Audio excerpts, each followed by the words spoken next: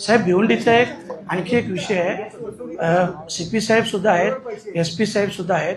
भिवंडी ड्रगचा एवढा मोठा विषय चालू आहे साहेब. भिवंडी शहरात लहान लहान मुलं एवढ्या ड्रगच्या आहारी गेल्यात. मी एका कार्यक्रमात गेलो, एक महिला आली साहेब, 17 वर्षाचा मुलगा. ती महिला एवढी रडत होती आणि तिने सांगितलं का तो एवढा आहारी गेला होता की त्याला काही म्हणजे ॲक्टिव्हिटीजच नव्हती त्याच्याकडे. साहेब मी जेव्हा मागे CP साहेबांना पत्र दिलं तर जेव्हा भिवंडीतील जो मेन डीलर पोरगा होता तो मुंबईला पळून गेला. आत्ता पण साहेब काही लोक आहेत, मी CP साहेबांना भेटून प्रत्यक्ष ती माहितीही देतो. साहेब हे थांबवायला लागेल, म्हणजे भिवंडीची शहराची राख रांगोळी होईल साहेब, अशी परिस्थिती आहे. आणि याच्यात अभय आहे, ठीक आहे, कोणी नेते असो नेते असो.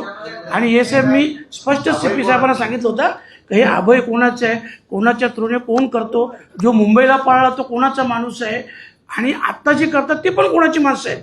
साहेब बघा, मी तेव्हाही बोललो CP साहेबांना, पैसे सगळ्यांना कमवायचे आहेत पण एक नीतिमत्ता ठेवून. पण हे भिवंडीत नाही साहेब, खूप खूप वाईट प्रकार चालू आहे साहेब. तुम्ही माहिती मागवा,